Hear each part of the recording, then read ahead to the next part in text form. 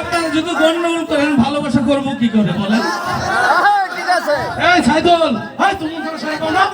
ভালোবাসার মধ্যে দানা ফেলাই দিল, কি মনটা ছিল সোনা নষ্ট করে দিল। অল্প একটু গান গাইলাম, বেশি গাইলাম না। কেউ মারামারি করেন না ভাই, তাহলে তো অনুষ্ঠান নষ্ট হয়ে যাবে ভাই। আচ্ছা আচ্ছা, যা হোক, আপনাদের অনুরোধ করব আপনারা বসেন।